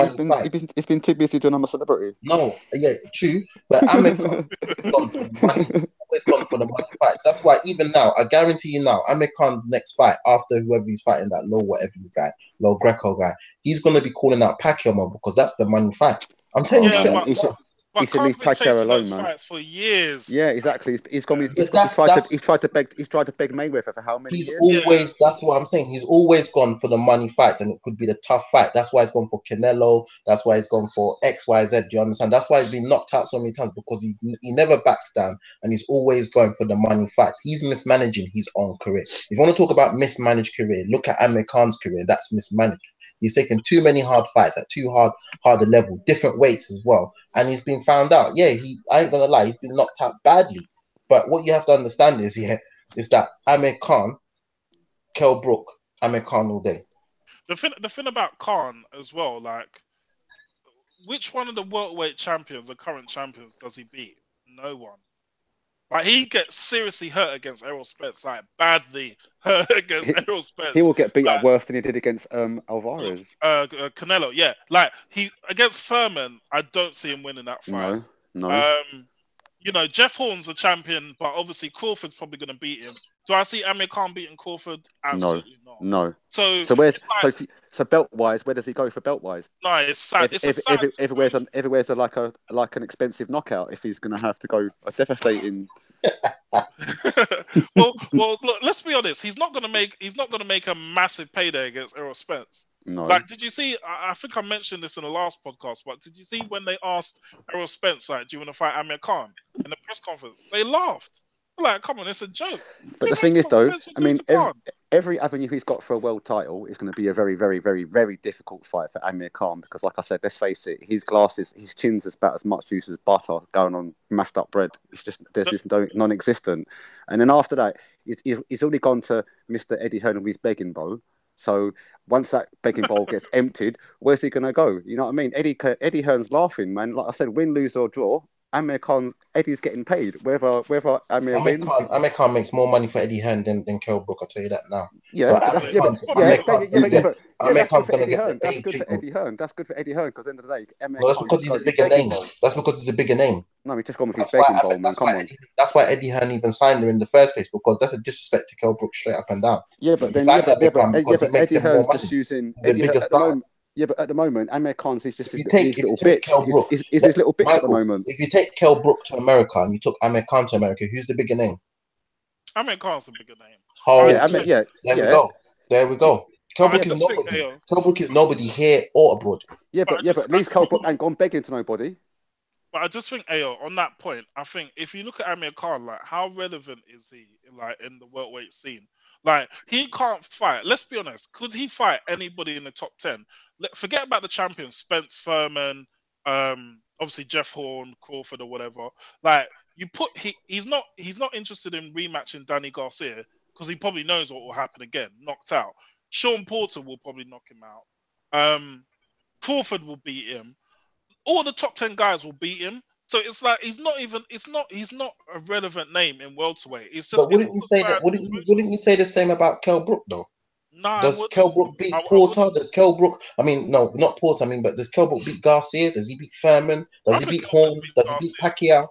Huh? I think Kell Brook beats Danny Garcia. Yeah, I'll back him to beat Danny Garcia. So, Ayo, you think Amir Khan's will beat Pacquiao? Huh? No. You think Amir? Oh, okay. No way. Even a shot Pacquiao. That's what I thought I'd just put that in there. So then, so where do you see Amir Khan going then? All I just see Amir Khan. I'll be honest with you. Amir Khan's just gonna go for the biggest fights that make him the most money, which he's done his whole career. Yeah. But I'll be honest with you, and the two biggest fights that make him the most money is Pacquiao and Brook. Now he's gonna call out Pacquiao next after this next fight. If he can't get Pacquiao, then he'll make Brook. He beats Brook for me. But then obviously when he does fight Pacquiao, he fights anyone else. Yeah, he loses. I'll be honest. But then what happens if Amir Khan gets beat up on April the 3rd? He won't. But how do you know that? Amir Khan's got the best chin, as we know. Okay, that's just you saying that Kell Brook is going to get beat up by Rabchenko. They're both nobody guys. They're both comeback fighters. I can't see that happening. I can see if there's had to be one shot result, I'll put my money on Khan for the upset to getting beat rather than Brook. Amir Khan don't fill me with confidence. He has been out the ring long. He has been out the ring a long time. I agree, but we'll see anyway. We'll see. Yeah, let's. I just don't like. I just don't like Amir Khan. I just don't. I had when I first saw him after the Olympics, I thought that boy's got a big future, and all I just keep thinking about Amir Khan is just laying in the middle of the ring with that devastating knockout by Canelo, and it was just disgusting. It was just frightening. Mike, there's been so many though. Like the Danny Garcia knockout. Yeah, but that was worse. Bambi legs, that was awful. Prescott, his legs went like Domain Steverns. That was bad. But at least after them fights, he actually got up and walked out. They turned the lights off, and my man's still laying there.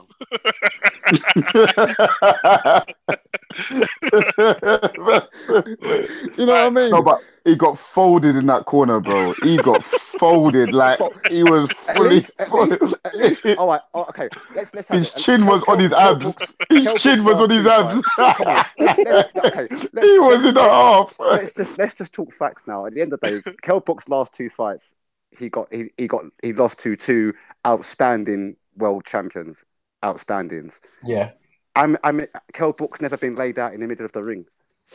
Cold, unconscious, motionless, embarrassed. No. Let me finish. Come on. And it was just like Amir Khan.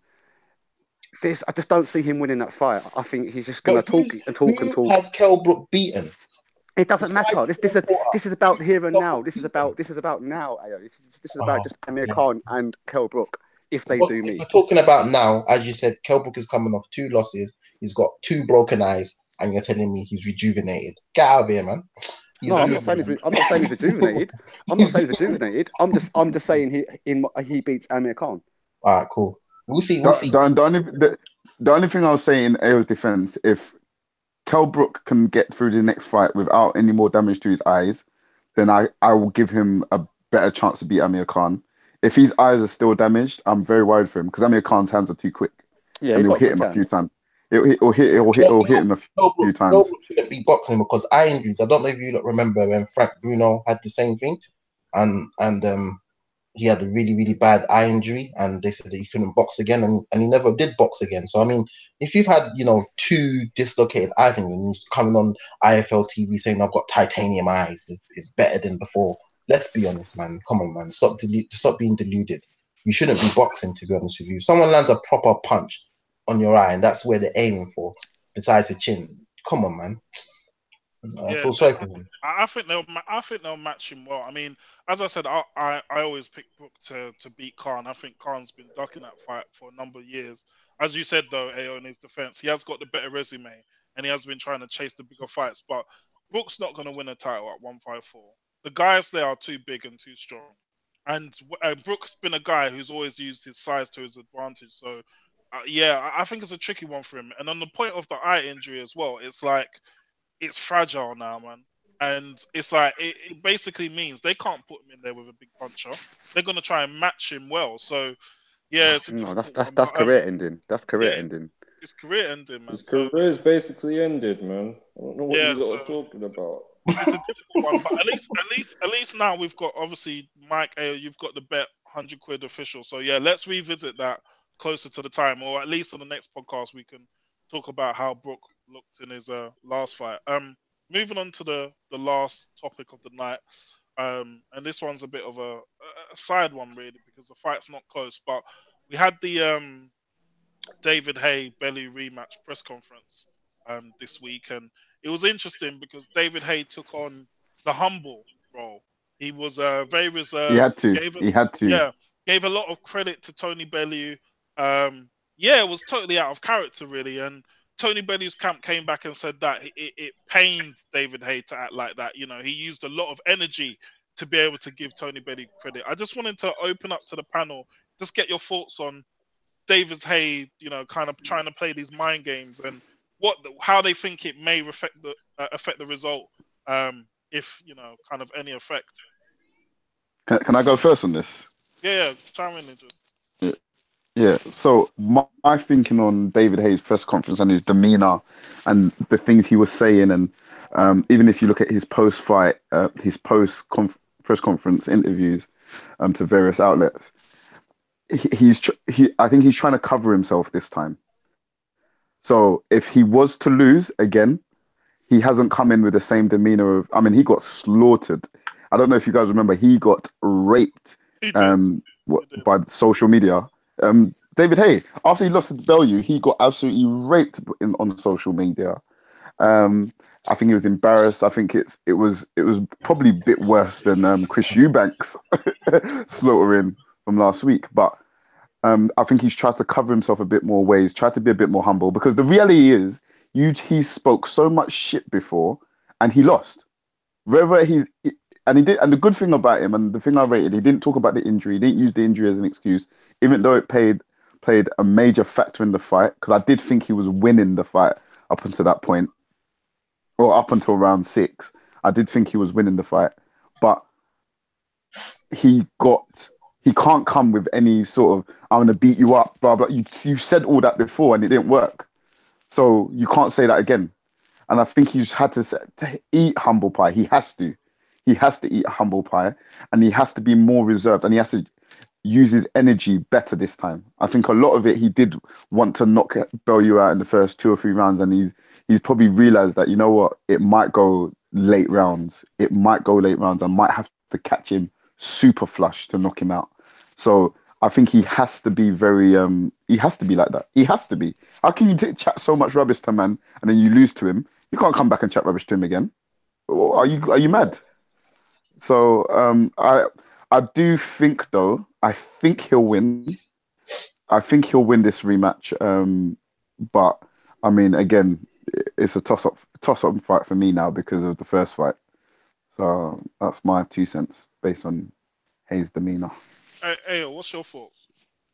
Me, yeah. I kind of feel it's kind of strange seeing Haye David Haye like going on this humble pie sort of thing, but I think he was kind of forced to because he gave so much chat in the first fight, and I think he made some fundamental mistakes in the build up to the first fight, especially at the press conference in Liverpool when he lost the plot. He proper got emotionally involved in Liverpool, and they got to him and everything like that. So he made some really really big mistakes, and he's even made another. I don't think he's made a mistake, but he's put even more pressure on himself this time because he's made statements that, listen, if I don't, it doesn't matter if I win. If I don't perform, then I'm gonna retire. Yeah. Which means it doesn't even matter. Even if he wins, if he gets a close decision win, then he's basically saying I'm still gonna retire because he knows that he can't get back up to the level, which is a lot of pressure to put under yourself in this fight. So, David Haye always talks the most, I think Tony Bellew's the classic wind-up merchant. He's very, very funny in his press conference and everything like that. And it was very, very unlike David Haye, but I think he kind of realizes, if you cast his mind back to the build up to the first fight, that aggressive, that show real knockout, that you're not going home to your kids, that all of that, it just didn't work and didn't put him in a good way in the media as well. So I think he has to come in a more calmer angle. And to be honest with you, he has to give Tony Bellew respect because Tony Bellew did beat him. Even though, if you ask me who wins the fight, I'm still going to pick David Haye, simply because David Haye was winning the fight up until the injury. If David Haye can stay injury-free throughout this fight, I still believe that David Haye will beat Tony Bellew. But because, he's got that loss to Tony Bellew on his record, any fighter that will be having a rematch, they always give each other respect. So I think that's just a normal mantelpiece of boxing. My opinion on this one. So we talked offline a bit about this before we started the podcast, but I think David Haye is trying to copy what Carl Froch done in the rematch with George Groves, where he kind of realized in the first fight that he was super hyped, and then in the second fight, on reflection, and I think he said he talked to some sort of sports psychologist or something, but on the second fight, he took on this like new humble persona. He was very reflective about his performance. He was a lot more calm and composed, and it kind of shifted the focus away from him and onto George Groves at the time. And it kind of worked to a treat, really, because it kind of threw off George Groves. And I think that's what David Haye is trying to do with Tony Bellew. I don't really think it's going to work because Tony Bellew is kind of his own man. But I disagree with you guys. And we've talked about this before. I actually believe that David Haye came into the fight with an injury. Like, I've watched that fight I watched that fight back a few times now, and he was dragging that leg from round one. Like, his movement was unnatural.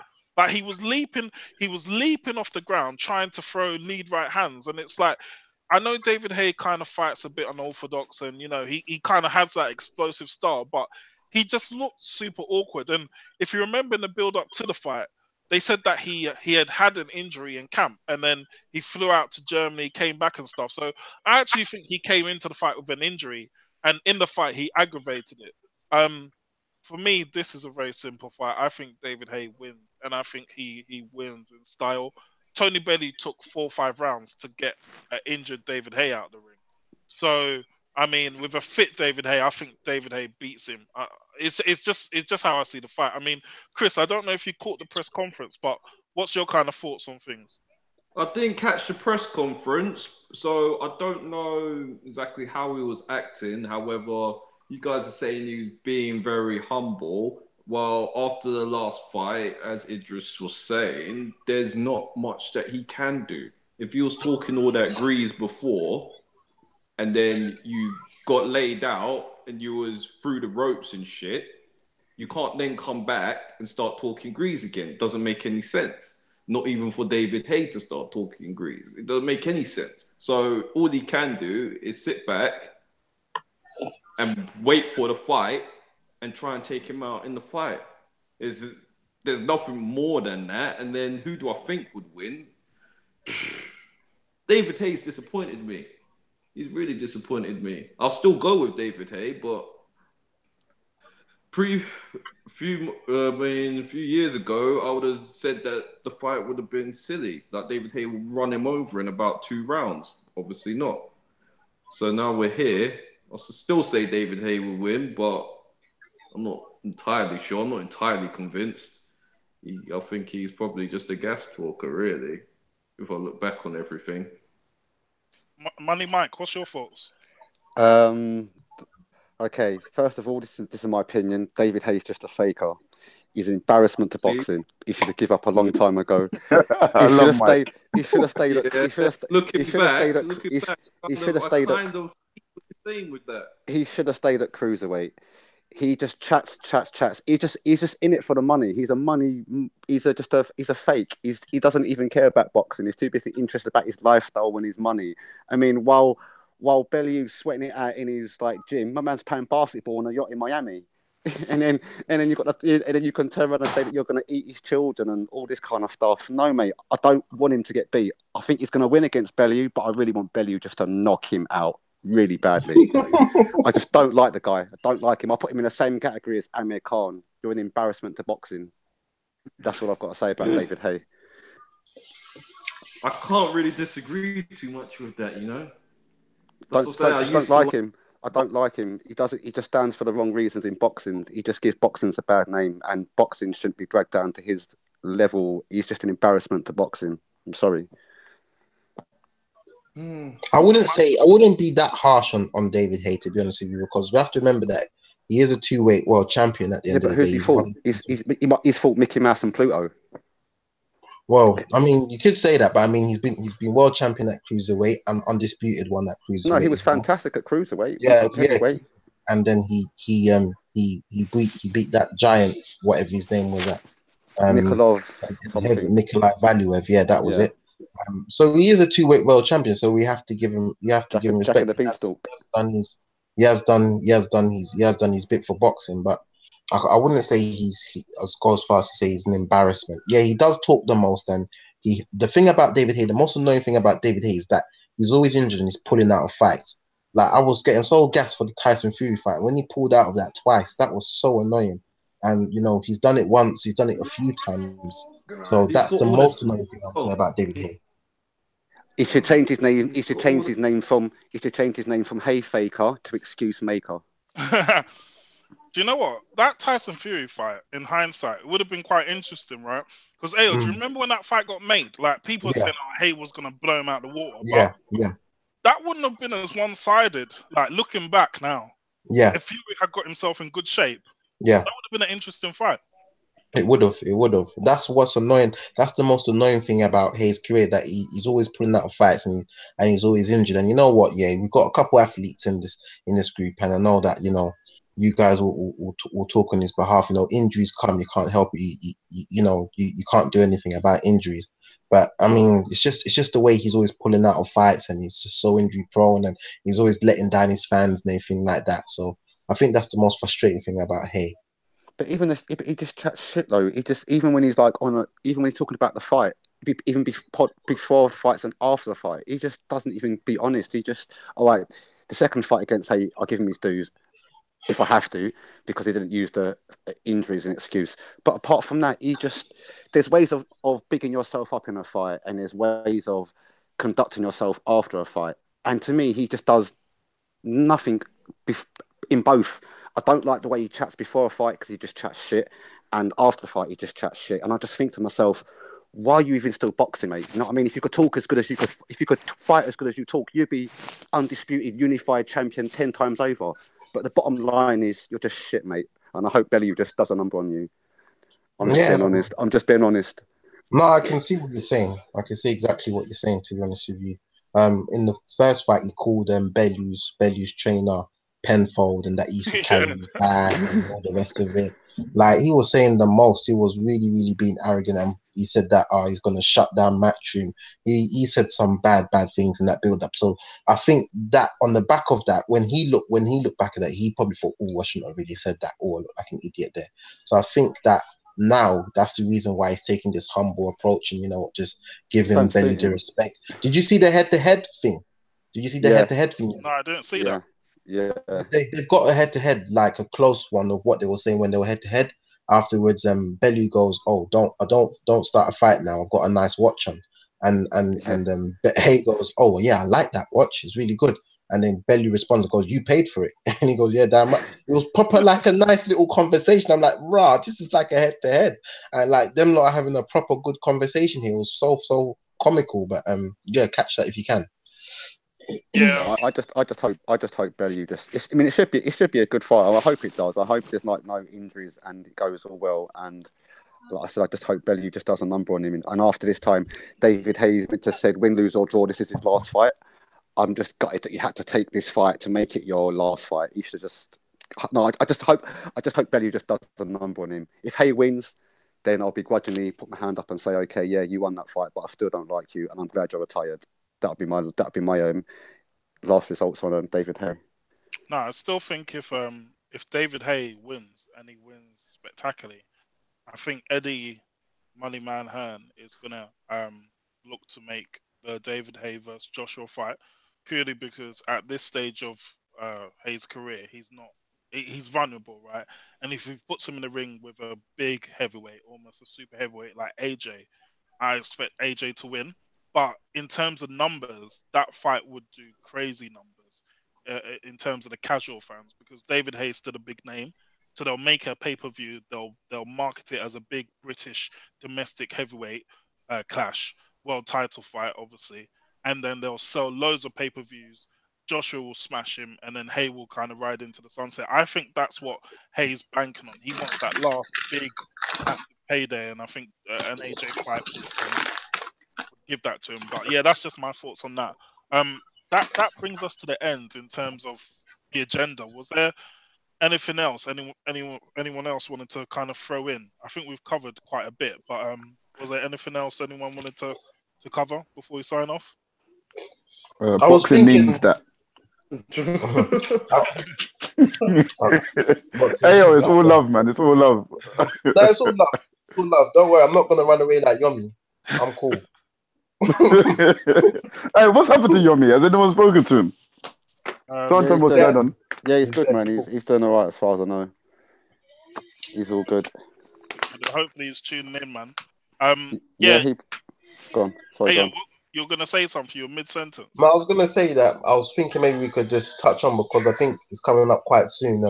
The Parker Joshua fight, but I think we've touched on that already. I think we should just do a review of that fight, maybe. But yeah, I think we should do it. So we're doing another podcasting, obviously monthly. So this time next month, and I think that fight. Correct me if I'm wrong. Is that on the 31st? 31st of March. 31st of March, my birthday. My birthday. Okay, so you got a nice one then, Mike. So yeah, 31st of March is a Saturday. So I don't know. Maybe we should do a. Are we doing one? Are we doing one after the next after the Kell Brook and Amir King Kong? No, we probably won't do one next week because we done a little mini one. So can't we just do can we do a little debrief? we could see if it's a good fight. It's up to you. Yeah. Depending on the Wilder Ortiz fight, if that's like a barnstormer, then maybe we could do one next Sunday. But I'm thinking, if you don't want to join in because Amir Khan's going to get whooped, I sincerely understand, bro. I understand, mate. I'm thinking maybe why don't we do one like another how we done like the Eubank one, but maybe slightly longer this time, off the back of the AJ Parker fight on the 31st. Maybe we can discuss that off group anyway. Yeah, we could talk about that, but I think it would be good to do like a post-fight special, because it was good to get instant reaction obviously the other day. So was there anything else, guys? Anyone else wanted to cover? No, but I think that's it. I think that's all. I think I'm good. Yeah, I've just sent something to the group. It's very graphic, guys. It's a guy punching up. I think his woman was cheating on him. So he was punching her up. He punched him up, and he punched some next woman up as well.